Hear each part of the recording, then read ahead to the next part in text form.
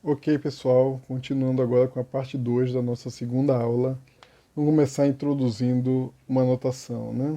Então, dados T1 e T2 na reta estendida, vamos definir T1 com aquele símbolo ou lógico, né? T2 como o máximo entre T1 e T2. Então, isso aqui é o máximo entre T1 e T2, e aqui o I lógico, né? T1 e T2 a gente vai definir como o mínimo entre T1 e T2. Então isso aqui vai denotar o mínimo entre T1 e T2. Então, dadas duas funções f e g de ômega em R, vamos denotar o máximo entre f e g como o máximo ponto a ponto. Ou seja, para cada x, o máximo entre f e g de x vai ser o máximo entre o f de x e o g de x. Analogamente, o mínimo entre f e g vai ser a função que leva x no mínimo entre f de x e g de x. Ambas as funções indo de ômega para R. Aqui, um caso particular importante é a gente denotar a parte positiva de f como o máximo entre f e 0 e a parte negativa de f como a parte positiva de menos f. Então, observe que por mais que o nome seja parte negativa, isso aqui é uma função não negativa. Então, a parte negativa de f ela é não negativa. Então, a gente tem aqui a parte positiva é maior ou igual a zero, parte negativa é maior ou igual a zero. A gente reconstrói a função f fazendo a parte positiva menos a parte negativa, e a gente ganha que o módulo é a parte positiva mais a parte negativa. Continuando com as definições, um reticulado vetorial de funções de ômega em R é um espaço vetorial V de funções, obviamente, de funções de ômega em R, tal que, para todo f em V, o módulo de f também está em V, ok? Então, a afirmação é que o espaço vetorial das funções simples é um reticulado vetorial. Então, vamos provar aqui essa afirmação. Então, vamos tomar h uma função simples, ok? Então isso implica que existem C1 até Cm números reais, M aqui natural, e conjuntos disjuntos S1 até Sm no semianel, tais que h de x é a soma de i igual a 1 até m de ci, indicadora de si de x. Agora a gente observa que esses si são disjuntos. Então, como os si são disjuntos, temos que o módulo de h de x é soma de i igual a 1 até m do módulo de ci vezes a indicadora de si de x. Então, aqui a gente tem que o módulo a soma dos módulos, porque esses conjuntos são disjuntos. Então, essa indicadora só vai ser diferente de zero para, no máximo, um índice i. E aí, é nesse índice que a gente vai ver o módulo do valor ci, ok? Para cada x. Então, isso implica que o módulo de h é uma função simples.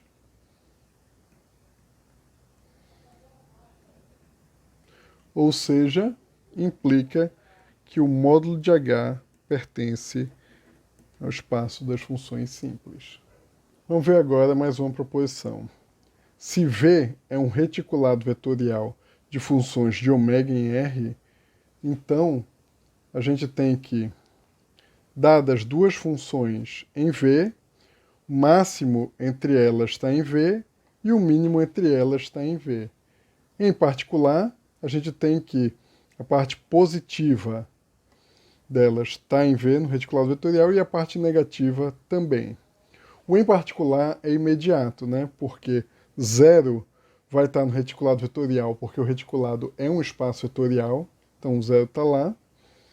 E aí, se a proposição foi provada, o máximo entre f e 0 vai estar lá. Agora, se a gente já sabe que se uma função está em V, a parte positiva está em V, a gente ganha diretamente que a parte negativa vai estar, porque como V é um espaço vetorial, se f está, menos f está. E como a gente já sabe que se f está, a parte positiva está, então se menos, v tá, menos f está, a parte positiva de menos f também está. Ok? Então, segue diretamente o em particular. Então, vamos agora provar a proposição. Então, demonstração. A gente tem que, para todos os números reais t e s, máximo entre t e s é t mais s sobre 2 mais t menos s sobre 2, ou seja, mais o módulo de t menos s sobre 2. E o mínimo entre t e s é t mais s sobre 2 menos o módulo de t menos s sobre 2. Então isso aqui é facilmente verificável. Então, daí, segue que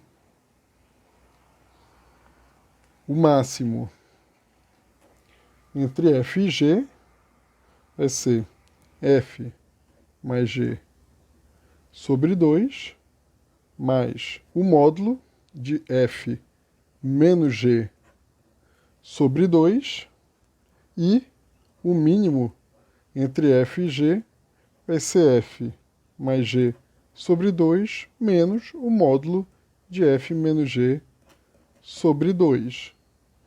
Então, o que a gente tem? A gente tem que V, em particular, é um espaço vetorial.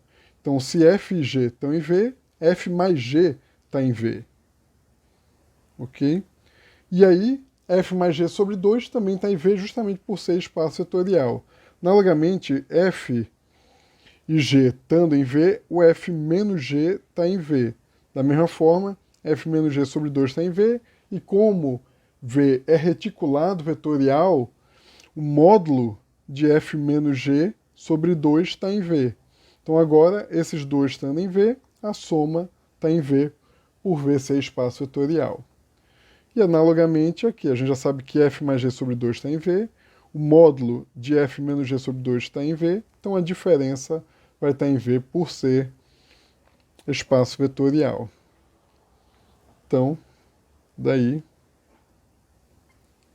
aqui o máximo entre f e g e o mínimo entre f e g pertencem a V, pois f mais g, f menos g e o módulo de f menos g pertencem a V. Então agora que a gente já introduziu a notação, vamos voltar para as integrais e vamos ver algumas propriedades da integral de uma função simples h com relação à medida μ.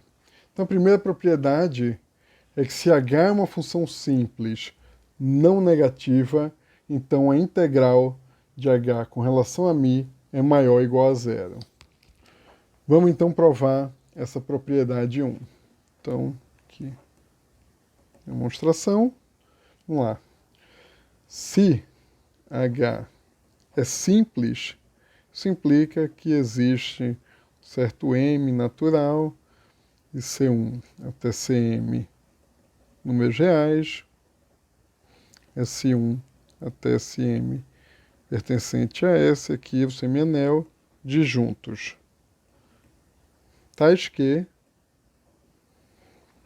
h de x vai ser igual a soma de i igual a 1 até m de ci, indicadora Si de x. Okay? Mas como h é maior ou igual a zero e os SIs são disjuntos, então como h é maior ou igual a zero e os SIs são disjuntos, segue que, para todo I, o CI é maior ou igual a zero. Então vamos olhar agora para a integral de H com relação a μ. Então, desta forma, a integral de H com relação a μ vai ser a soma de I igual a 1 até M de CI a medida de SI. Mas agora a gente relembra que a gente está supondo que a gente só está com medidas positivas, sigma aditivas, e que ela não assume valor infinito, né? Ou seja, ela é sempre maior ou igual a zero, mas sempre diferente de infinito. Temos então que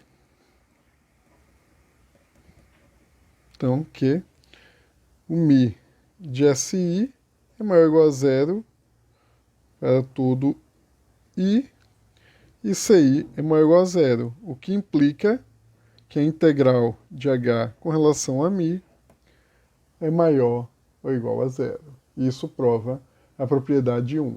Agora a segunda propriedade. Se H e G são funções simples e H é maior ou igual a G, então a integral de H com relação a μ é maior ou igual à integral de G com relação a μ. Essa propriedade sai da propriedade 1, né? Então vamos ver aqui a demonstração. Então, se H é maior ou igual a G, isso implica que H menos G é maior ou igual a zero. Agora a gente usa a propriedade 1. Então aqui, propriedade 1, que vai dizer para a gente que a integral de H menos G é maior ou igual a zero. Agora a gente se lembra que a integral com relação a μ é um operador linear no espaço das funções simples. Então, em μ é linear. Então, a integral da diferença do H com G vai ser a diferença das integrais. Vai ser o Iμ de H menos o Iμ de G. Isso aqui vai ser igual ao Iμ de H menos G, que é maior ou igual a zero. Então, isso implica, por sua vez, que a integral μ com relação a H é maior ou igual à integral de μ com relação a G, provando a propriedade 2. Vamos então introduzir um pouco mais de notação. Dados Tn e T na reta estendida, a gente diz que Tn cresce para T, que respectivamente Tn decresce para T, se o limite de Tn for T e Tn for uma sequência não decrescente, e aqui, respectivamente, uma sequência não crescente. Certo? Isso, essas desigualdades aqui valendo para todo N natural.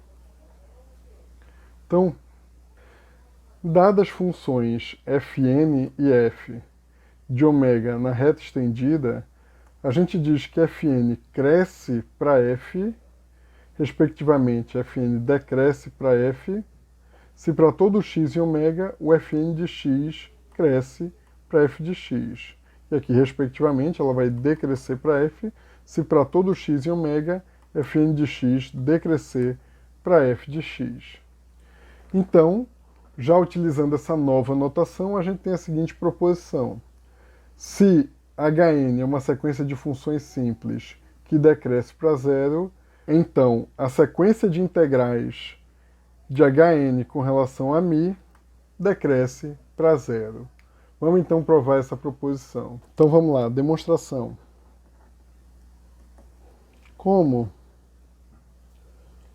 o Hn decresce para zero, para todo n natural, Hn é maior ou igual a Hn mais 1, que é maior ou igual a zero.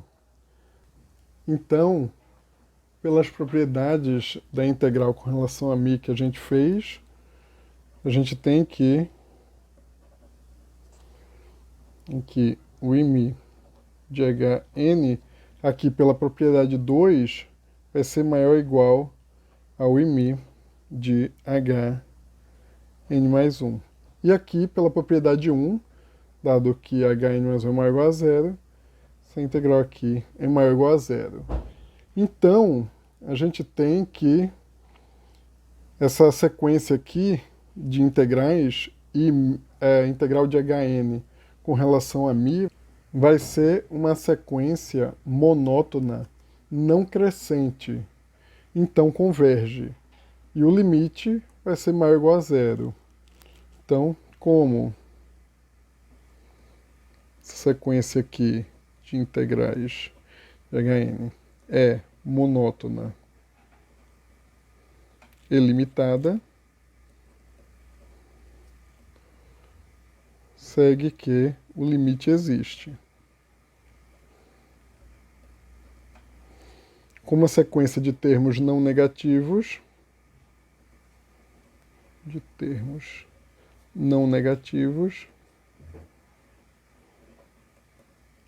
temos que o limite, quando n vai para mais infinito, da integral de hn de μ é maior ou igual a zero. Que observe ainda que como hn é uma sequência não crescente, temos que o hn é sempre menor ao h1. Ok? Então, como h1 é simples, sua imagem é finita. Daí, o conjunto aqui, H1 de ômega, é limitado superiormente.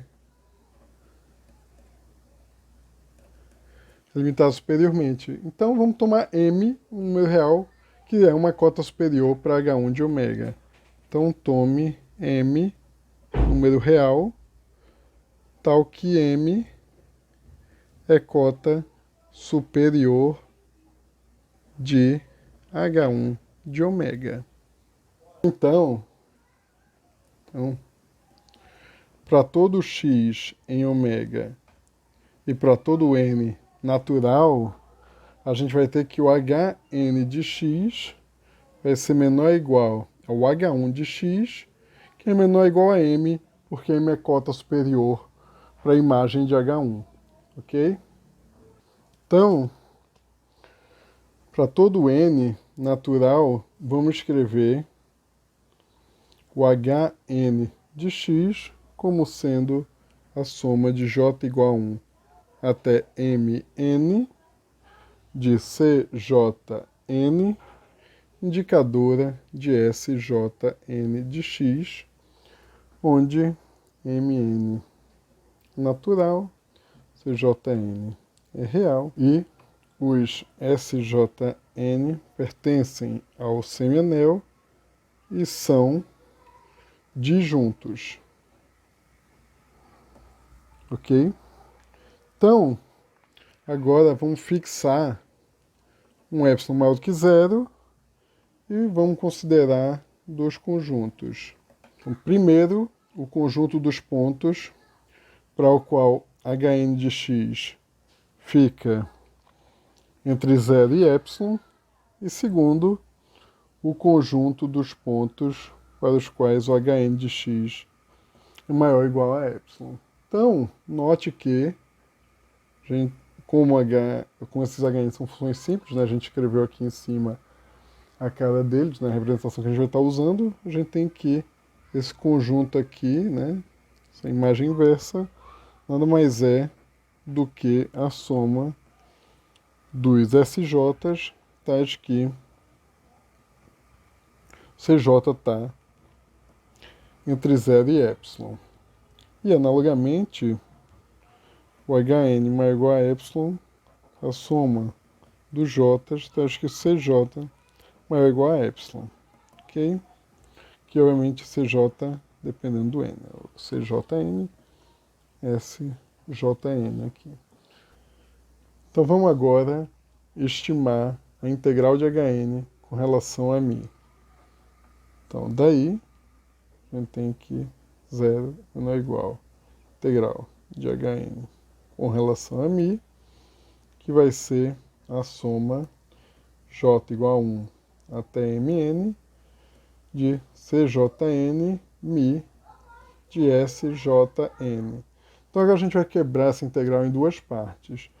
Partes tais que o Hn vai ficar entre 0 e epsilon, e depois maior ou igual a epsilon, ok?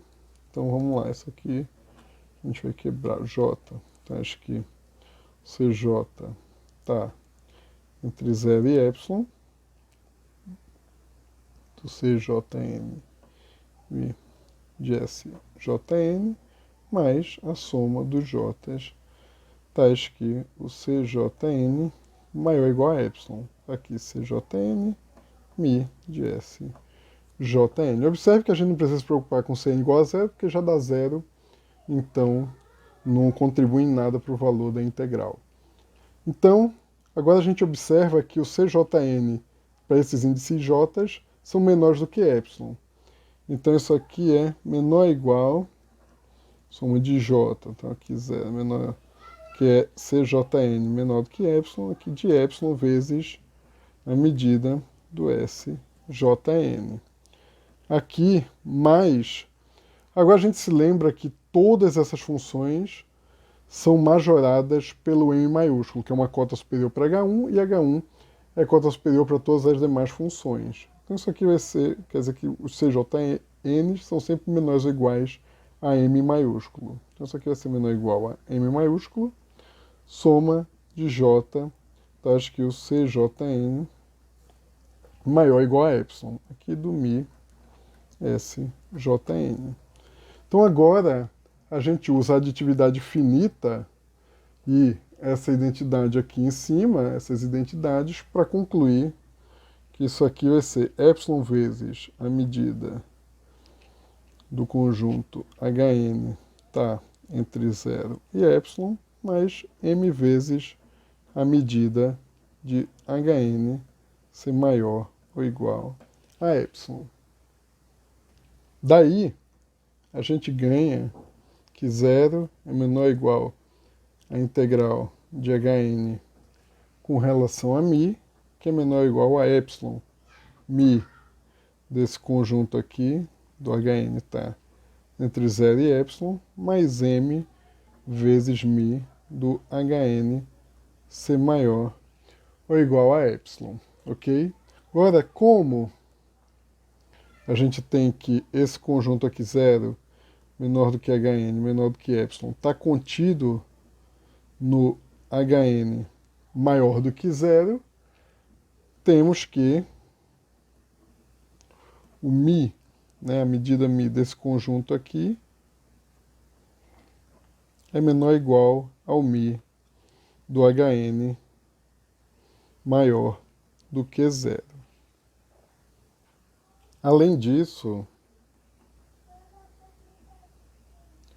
como Hn é menor ou igual a H1, temos que, se Hn de x é maior do que 0, H1 de x é maior do que 0. Então a gente vai ter que o conjunto Hn maior do que 0 está contido no H1 maior do que 0. Daí, como o μ é uma medida positiva, o μ do Hn maior do que 0 é menor ou igual ao μ do H1 maior do que 0. Então agora a gente vai combinar isso com a desigualdade anterior. Então vamos relembrar qual é a desigualdade anterior. Então relembre que mostramos que a gente tem que 0 é menor ou igual a integral de Hn com relação a μ, que é menor ou igual a epsilon, μ de 0 menor do que Hn menor do que epsilon, mais m, μ do Hn ser maior ou igual a epsilon. Agora a gente vai combinar essa desigualdade, que diz que μ do Hn maior do que zero e menor do que epsilon é menor ou igual a μ do Hn maior do que zero, com essa aqui, que diz que μ do Hn maior do que zero é menor ou igual a μ do H1 maior do que zero. Então isso aqui vai ser menor ou igual a epsilon μ do H1 maior do que zero mais m μ do Hn maior ou igual a epsilon. Então, a afirmação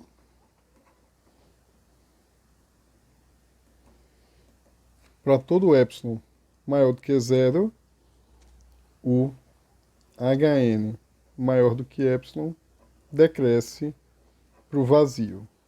Vamos então demonstrar a afirmação. Então, a gente nota que se epsilon é menor ou igual a Hn, e a gente sabe que Hn é menor ou igual a Hn menos 1, então segue que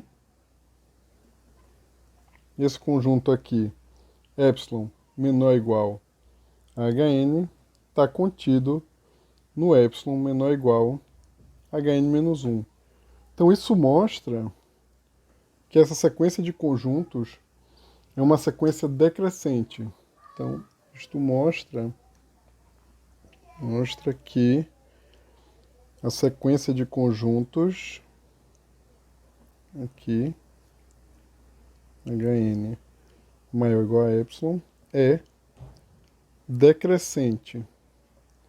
Então agora a gente quer mostrar que decresce para o vazio. Então vamos ver quem é a interseção desse cara aqui em relação a n. Então, além disso, a gente tem aqui a interseção de n igual a 1 até infinito de Hn maior ou igual a epsilon é igual a vazio. De fato, se um x pertence a essa interseção, então, para todo n natural, a gente tem que o Hn de x é maior ou igual a epsilon. Então isso implica que o lim_inf, quando n vai para mais infinito, do Hn de x é maior ou igual a epsilon. E isso contradiz o fato de que o Hn decresce para zero, né? Porém,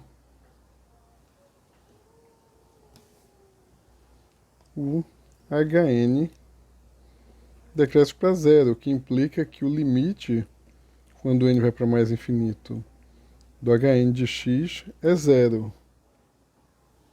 Então, quer dizer que a gente não pode ter nenhum x pertencendo a essa interseção.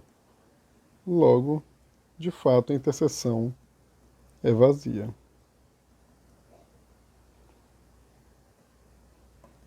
Ok? Daí, a gente tem que essa sequência Hn maior ou igual a epsilon, ela decresce para o vazio. Então, vamos olhar o que acontece com o primeiro elemento, né, com a medida.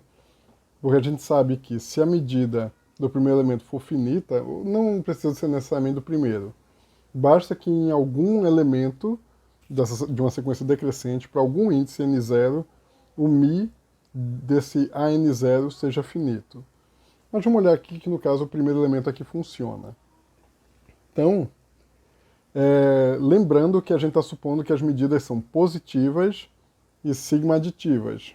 Então, a gente tem aquele teorema que diz que se a n decresce para A e o μ de A1 é finito, então o μ de AN decresce para μ de A. Ok? Lembrando que, como eu falei, não precisa ser o μ de A1 finito, basta ser o μ de AN0 finito. Então, vamos lá. Então, note que o μ de H1 maior ou igual a epsilon, isso aqui é menor ou igual ao μ do H1 maior do que zero. Agora, quem é o μ do H1 maior do que zero? Isso aqui é a soma do J, tais que o CJ1 é maior do que zero do μ do S J1. Agora, essa quantidade de J's é finita, porque a função é simples. E a gente lembra que a medida μ, ela não assume o valor infinito. Ela é sempre finita. Então a gente está somando uma quantidade finita de termos finitos. Então, isso aqui é finito. Então, pela sigma aditividade da medida,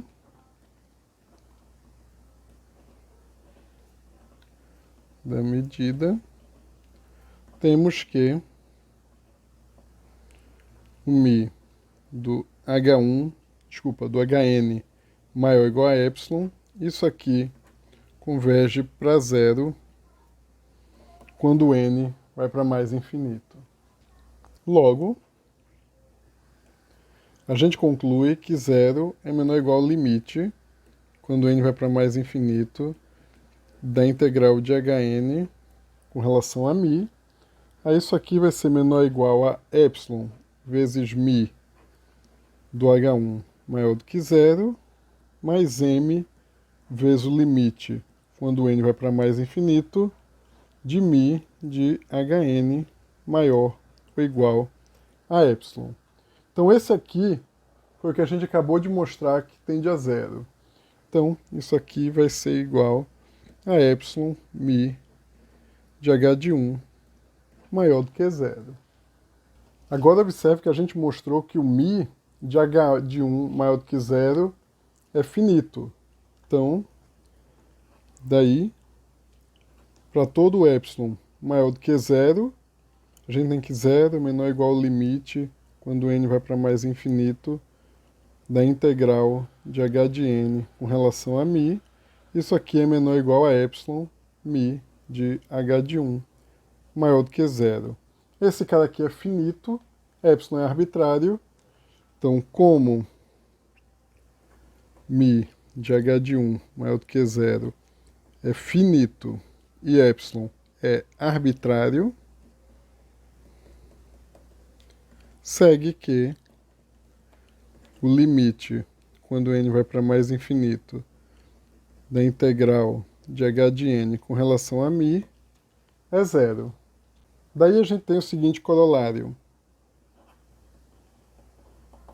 Tem que, se H de n e H são funções simples e H de n cresce para H, então a integral de H de n com relação a μ cresce para a integral de H com relação a μ. E a demonstração é uma simples aplicação da proposição anterior. A gente simplesmente nota que H menos H de n decresce para zero. Então, daí, a gente tem que a integral de H menos H de n decresce para zero. Como a integral é linear, temos que aqui a integral de μ de H menos a integral μ de Hn é integral μ de H menos Hn, que decresce para zero, que implica que o limite da integral de Hn é integral de H com relação a μ. Então vamos provar mais um leminha de análise na reta. Se a gente tem Tn crescendo para T sendo um número real ou mais infinito, e Sn crescendo para S sendo um número real ou mais infinito, então o mínimo entre Tn e Sn cresce para o mínimo entre T e S. Então, vamos provar esse leminha. Então, a primeira coisa que a gente observa é que para todo n natural, o Tn é menor ou igual a Tn mais 1, que é menor ou igual a T, e Sn é menor ou igual a Sn mais 1, que é menor ou igual a S.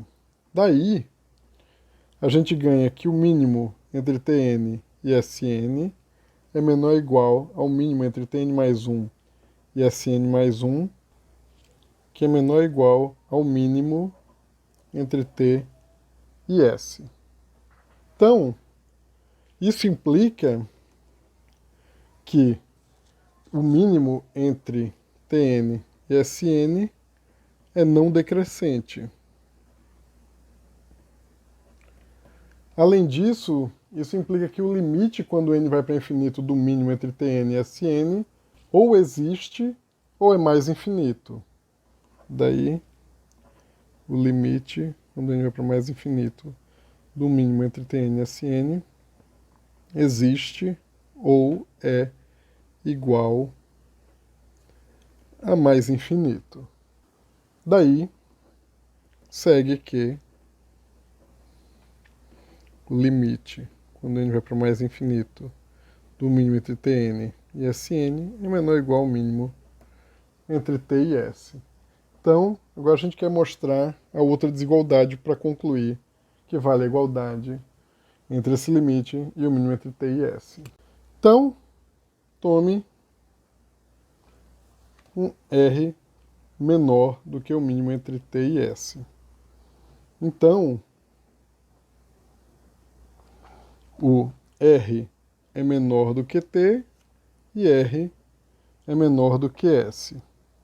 Então isso implica que existe um N0 natural tal que se N é maior ou igual a N0, então o Tn é maior do que R e Sn é maior do que R, o que implica que o mínimo entre Tn e Sn é maior do que R. Tomando o limite, isso implica que o limite, quando n vai para mais infinito, do mínimo entre Tn e Sn é maior do que R. Então, a gente consegue concluir que para todo R menor do que o mínimo entre S e T, temos que o limite, quando n vai para mais infinito, do mínimo entre Tn e Sn é maior do que R. Logo, o limite, quando n vai para mais infinito, do mínimo entre Tn e Sn é igual ao mínimo entre T e S. Então, vamos voltar agora a obter propriedades da integral com relação a μ de funções simples. Então vamos tomar agora Hn e H funções simples, funções não negativas, tanto H quanto Hn, e vamos supor que para todo x em ômega, a gente tem que H de x é majorado por essa série do Hn de x, dando essa série finita ou mais infinito, ok? Então, a integral de H com relação a μ é menor ou igual à série das integrais de Hn com relação a μ. Então, vamos provar essa proposição. Que demonstração. Então, a gente vai usar aquele leminha anterior, né? Essa aqui é a ideia. Então, defina Fn como sendo o mínimo entre a soma truncada de H1 até Hn e a função H. A gente sabe que isso aqui pertence ao H, ou seja, isso aqui é uma função simples porque H, que é o espaço vetorial das funções simples, é um reticulado vetorial. Então isso aqui vale, pois H é um reticulado vetorial. Ok? Então, pelo lema, a gente tem o seguinte: a gente tem que Fn vai crescer para o mínimo da série de igual a 1 até infinito do HI e o H. Só que o H é menor ou igual à série dos HIs. Então isso aqui é rigorosamente H. Ou seja, aqui, né, pois H é menor ou igual à série de igual a 1 até infinito dos HIs, ou seja, o Fn cresce para H. Então, como Fn cresce para H e são funções simples, a gente relembra da proposição que a gente provou que a integral do fn cresce para a integral de h com relação a μ. Lembrando que isso aí foi consequência daquele que a gente fez do hn decresce para zero, então a integral decresce para zero. Então vamos lá. Daí, a gente tem que a integral de fn com relação a μ cresce para a integral de h com relação a μ. Agora, observe o seguinte. Observe que o fn ele é menor ou igual a h1 mais hn, né? Porque o fn é o quê? Ele é o mínimo entre essa soma e o h. Então, como a gente já mostrou que se f é menor ou igual a g, então a integral de f é menor ou igual à integral de g, f e g funções simples, a gente tem que a integral de fn com relação a μ é menor ou igual à integral de h1 mais hn com relação a μ. Agora a gente usa a linearidade da integral.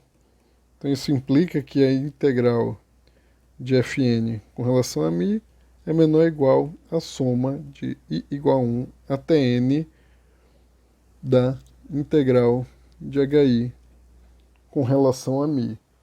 E agora a gente nota que isso é menor ou igual à soma de igual a 1 até infinito da integral μ de hi. Porque aqui são termos não negativos, né? Porque os hi são maiores ou iguais a zero.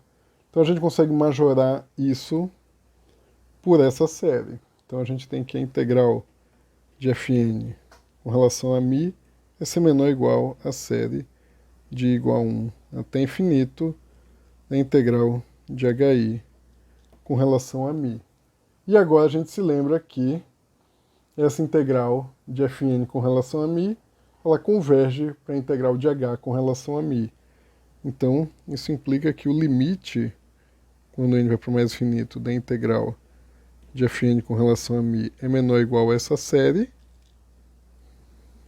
a integral aqui de hi com relação a μ, o que implica que a integral de h com relação a μ é menor ou igual à série de igual a 1 até infinito da integral de hi com relação a μ.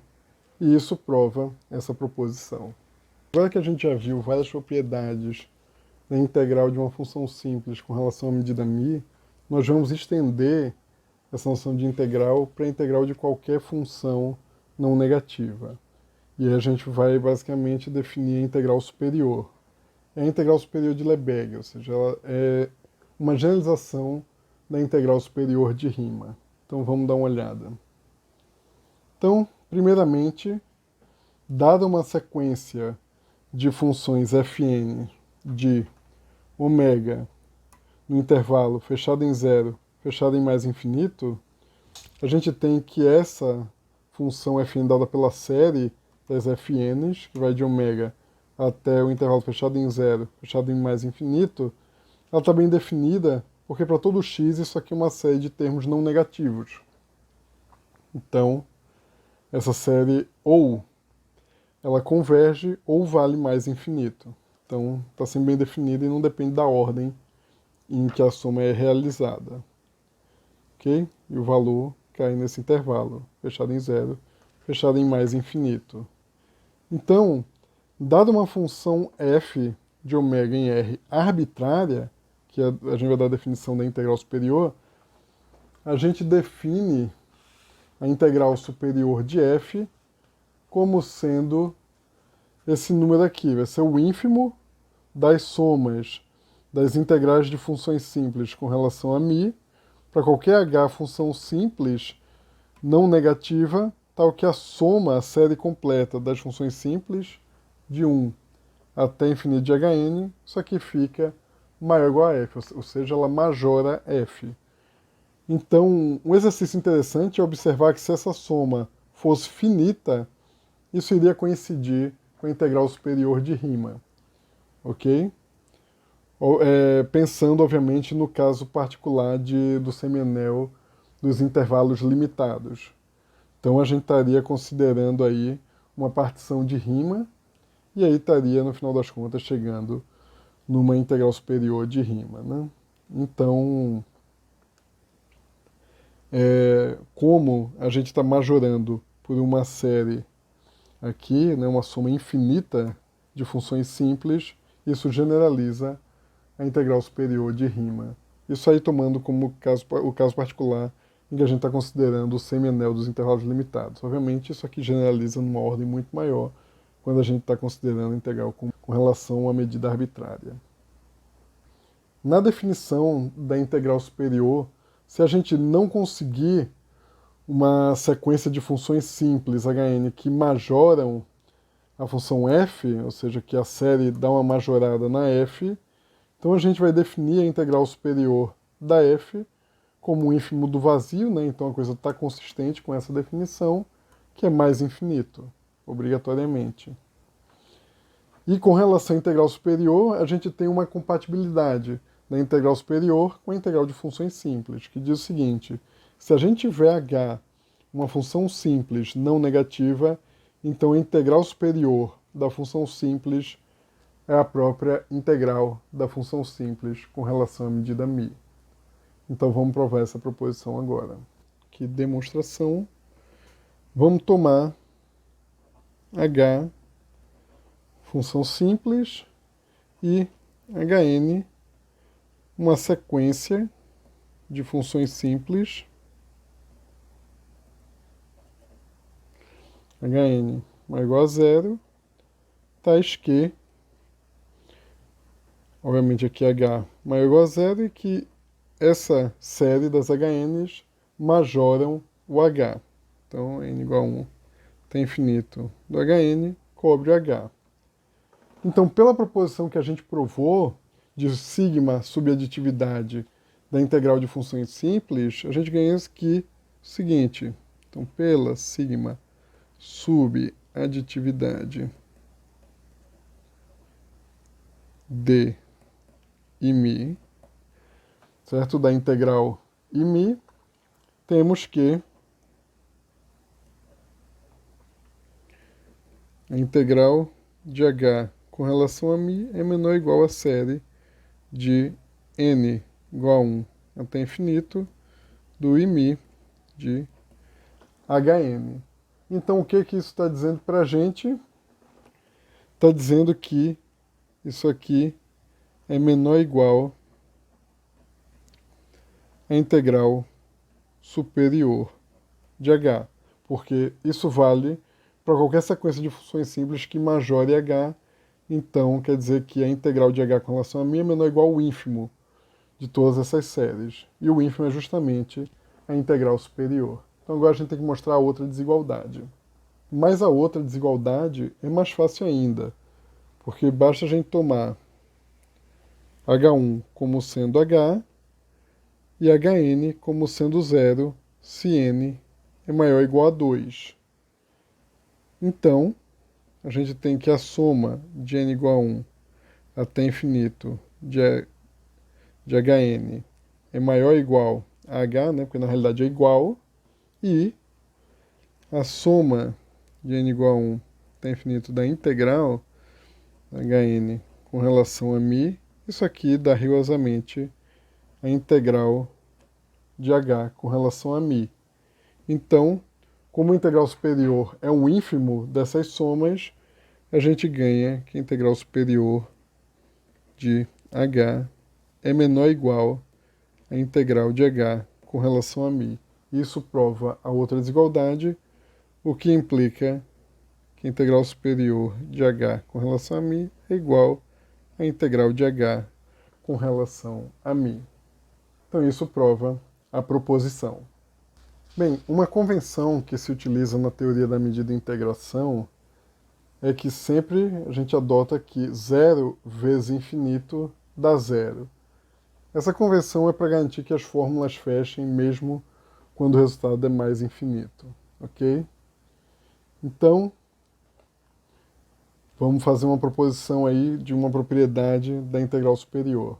Então, para todo r maior ou igual a zero e toda função f não negativa, podendo potencialmente assumir o valor infinito, a gente tem que a integral superior de R vezes F é R vezes a integral superior de F. Então é uma, digamos assim, entre aspas, uma quase linearidade para R não negativo. Então vamos provar. Então vamos lá, demonstração.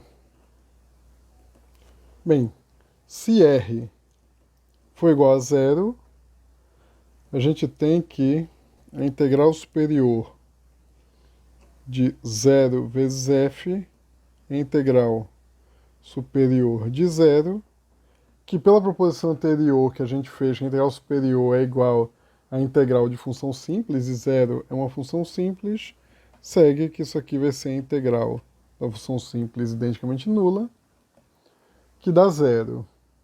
Então, vamos considerar agora o caso de R maior do que zero.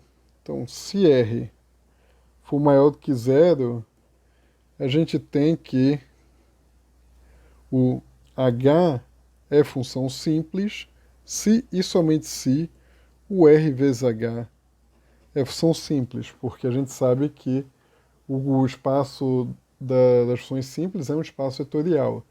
Então a gente pode multiplicar ou dividir por h para mostrar a ida ou a volta. Então, com isso, observe que a gente obtém essa igualdade de conjuntos aqui. Então a gente tem que o conjunto dessas séries aqui, das integrais de Hn, então acho que Hn são funções simples, não negativas, e que majoram f. Isso aqui é a mesma coisa que aqui a gente multiplica e divide por r e usa a linearidade da integral de funções simples. Então isso aqui vai ser 1 sobre r, a série aqui, n igual a 1 até infinito, da integral de r vezes Hn com relação a μ, observando que aqui a gente colocou o r para dentro de integral por conta da linearidade da integral. Aqui a gente usa o fato de que h é função simples e somente se r vezes h é função simples. Então aqui a gente pode simplesmente escrever r vezes Hn, função simples, e aí Hn é não negativa se somente se o r vezes Hn é não negativa, porque o r é maior do que zero. E aí finalmente a gente multiplica por r dos dois lados e acaba sendo equivalente, porque a gente também pode dividir por r nos dois lados, porque r é maior do que zero. Então isso aqui vai ser a mesma coisa que r Hn maior ou igual a r vezes f. Então agora o que a gente faz? Agora a gente vai chamar o r vezes Hn de Gn. Então a gente vai ganhar que isso aqui é 1 sobre r da soma de n igual a 1 até infinito da integral de Gn com relação a μ, onde Gn é função simples, Gn não negativa, tais que a soma dos Gns majoram r vezes f. Então, isso quer dizer que o ínfimo desse conjunto aqui de cima é igual ao ínfimo desse conjunto aqui de baixo. O ínfimo desse conjunto aqui de cima é a integral superior de f. O ínfimo desse conjunto aqui de baixo, esse 1 sobre r aqui sai para fora do ínfimo, vai ser 1 sobre r vezes a integral superior de r vezes f. Então, isso implica que a integral superior em relação a μ de f vai ser igual ao ínfimo desse conjunto aqui,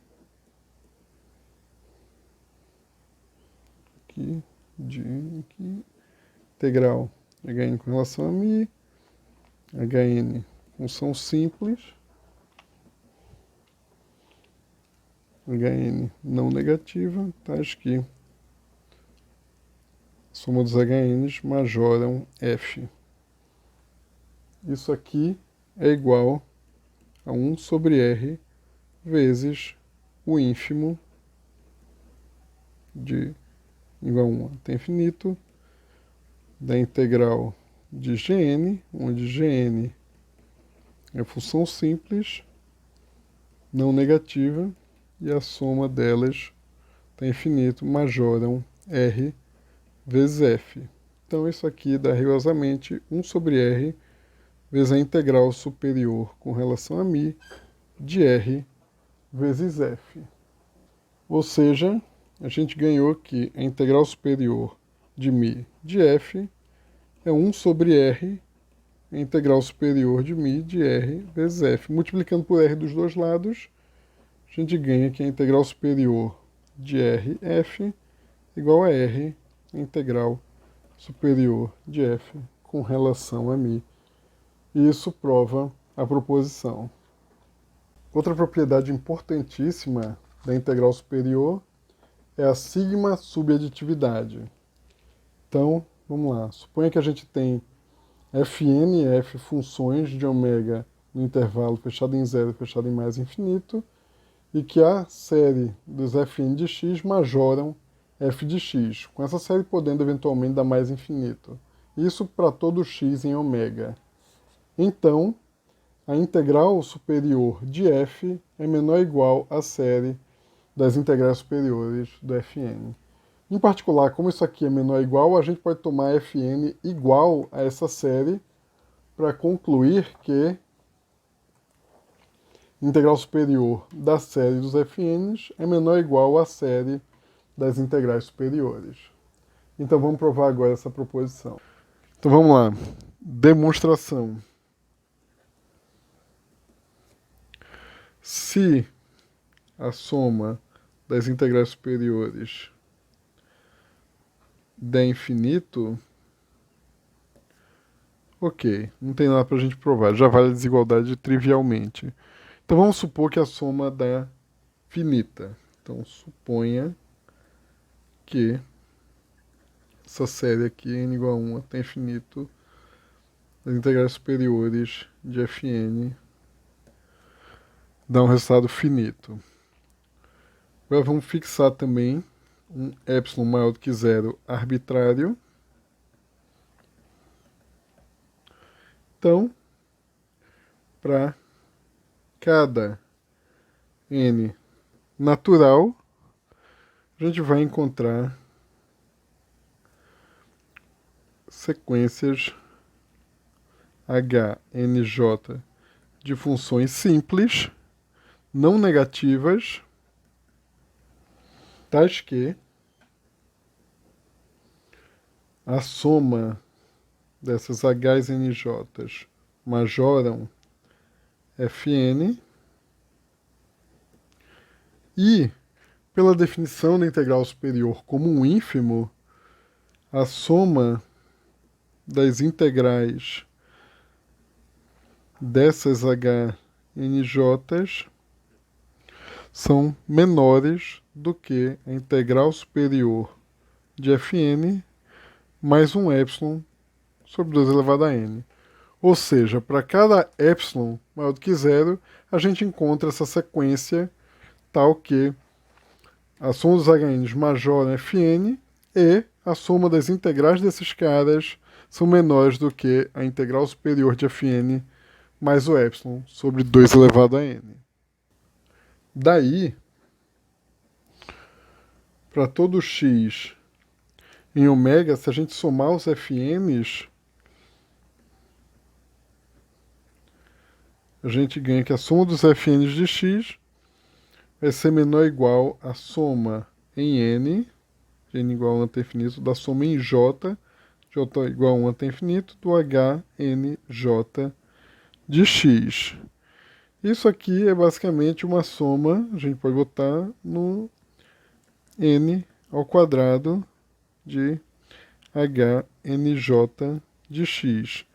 Agora a gente sabe que o n ao quadrado é enumerável, então a gente consegue botar uma enumeração nele. Então, como o n ao quadrado é enumerável, podemos considerar uma enumeração dele. Podemos considerar uma QNK JK K natural uma enumeração de n ao quadrado. Daí, a gente vai ter que, para todo x pertencente a ômega, soma n igual a 1 até infinito do fn de x, vai ser menor ou igual, aqui que a gente já tinha olhado, a soma do n e j pertencente a n ao quadrado do hnj de x. E agora, como isso aqui é uma série de termos não negativos, a ordem com que a gente realiza essa soma não importa.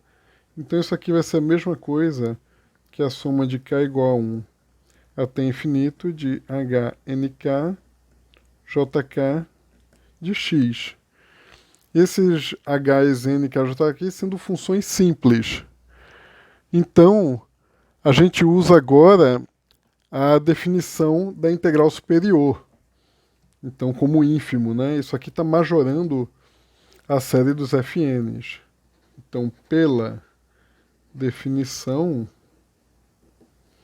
da integral superior e estrela de μ, e como a gente tem que essa série de n igual a 1 até infinito da fn de x está sendo majorada pela série desses h's, nk, jk de x, temos que o f de x é menor ou igual soma de n igual a 1 até infinito de fn de x por hipótese, e essa série aqui, pelo que a gente viu acima, é majorada por essa série dos h, nk, jk de x. Então,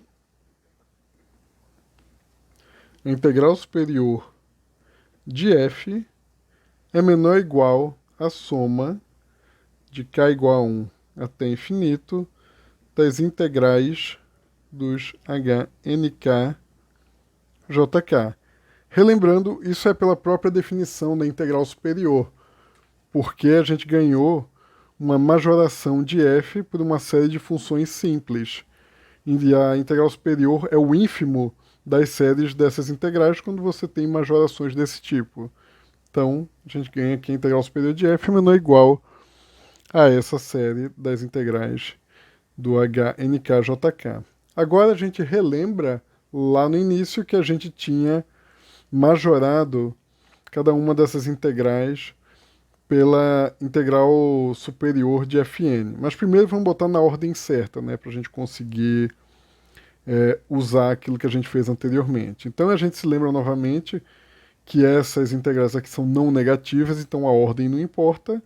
Então isso aqui é a mesma coisa que a gente fazer aqui, a somar primeiro em n, depois somar em j da integral relação a μ do h, n, j.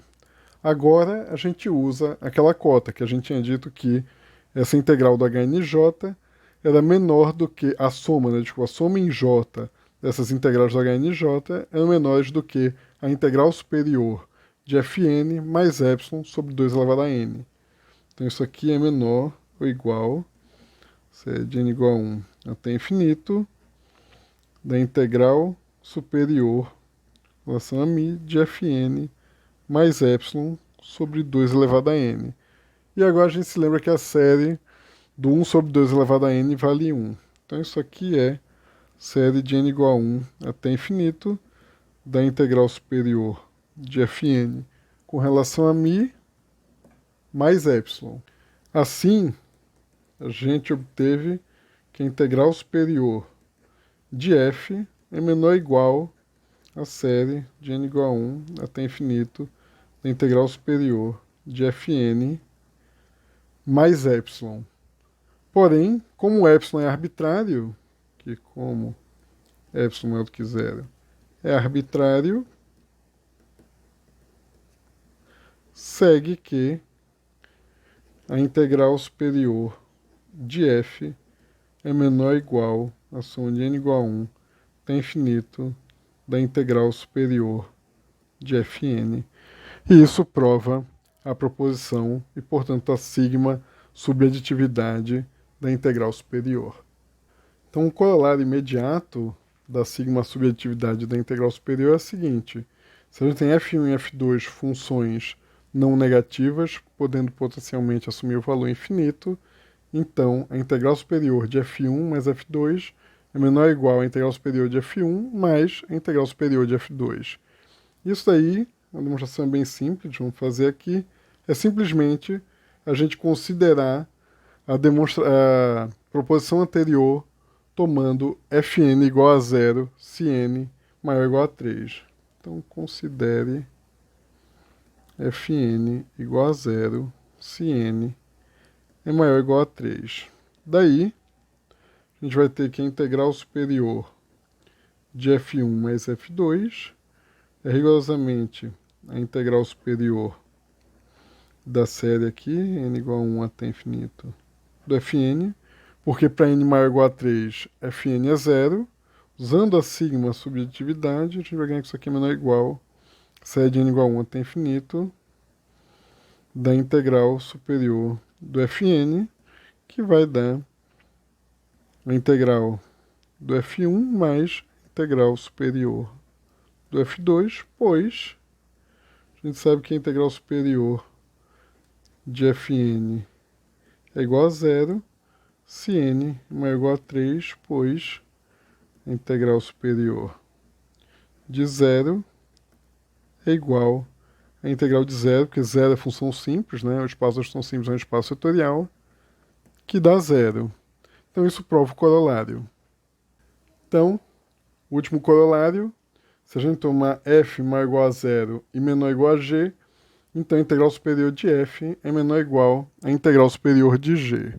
Então a demonstração também é uma aplicação direta da proposição da sigma subjetividade. Então a gente vai tomar f como sendo a nossa f, e a gente toma g como sendo f1, e fn como sendo 0 se n é maior ou igual a 2. Daí a gente tem que f menor ou igual a g implica que f menor ou igual a série de n igual a 1 até infinito do fn, o que implica que a integral superior da f com relação a μ é menor ou igual a série n igual a 1 até infinito da integral superior de fn. Agora isso aqui vale 0 se n é maior ou igual a 2, e para n igual a 1, isso dá a integral superior de g. Então isso aqui fica integral superior de g. Então isso mostra que a integral superior de f é menor ou igual à integral superior de g, provando o corolário. Né? Lembrando que isso aí vale, pois a integral superior de 0 é 0. Então é isso aí, pessoal. Com isso aí a gente termina a segunda parte da aula 2. Nos vemos na semana que vem com mais aulas. E nos vemos nessa sexta-feira para tirar dúvidas eventuais aí da teoria. Estarei disponibilizando a lista de exercício, provavelmente no final de semana, e com relação a essa primeira semana. E na sexta-feira da semana que vem estarei disponibilizando outra lista, inclusive. Ok? Até lá!